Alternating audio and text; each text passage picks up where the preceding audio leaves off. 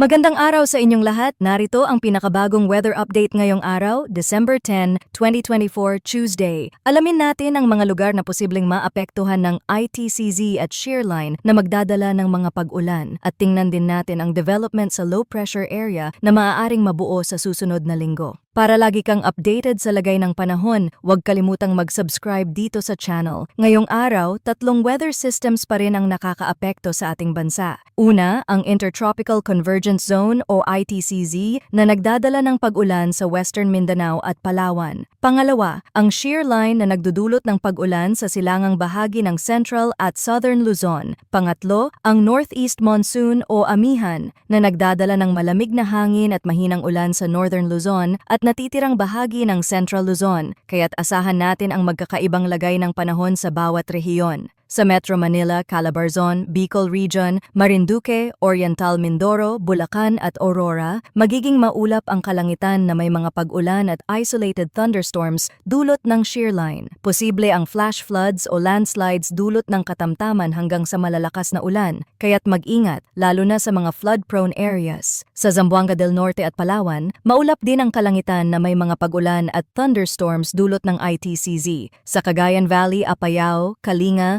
Mountain Province at Ifugao, asahan ang maulap na kalangitan na may mga pag-ulan dulot ng amihan. Para naman sa iba pang bahagi ng Pilipinas, bahagyang maulap hanggang maulap ang kalangitan na may mga pag-ulan o thunderstorms dulot ng localized thunderstorms. Posibleng magdulot ito ng flash floods o landslides kung magkakaroon ng malalakas na thunderstorms, kaya't mag-ingat. Sa pinakabagong update naman ng Tropical Cyclone Threat Potential mula sa PAGASA, tumaas na ang posibilidad na magkaroon ng low pressure area o bagyo sa susunod na linggo. Sa forecast mula December 16 hanggang December 22, ang nasabing sama ng panahon ay papasok sa Philippine Area of Responsibility at posibleng gumalaw patungo sa Visayas at Southern Luzon. Sa ngayon, nasa likely category ang threat potential nito. Kung gagamitin naman natin ang ibang weather forecast tools tulad ng GFS, ang direksyon nito ay patungo sa Northern Mindanao. Samantala sa European model, makikita nating maaaring dumiretso ito sa Visayas. Gayunpaman, nananatili ang posibilidad na malusaw ito, kaya't patuloy natin itong babantayan. Para naman sa heavy rainfall outlook ngayong araw, December 10, makakaranas ng heavy to intense rain ang Quezon at Camarines Norte, habang moderate to heavy naman sa Aurora, Camarines Sur, Catanduanes, Albay at Sorsogon. Bukas, December 11, heavy to intense rain ang mararanasan sa Aurora at Quezon, habang moderate to heavy naman sa Camarines Norte, Camarines Sur, Catanduanes,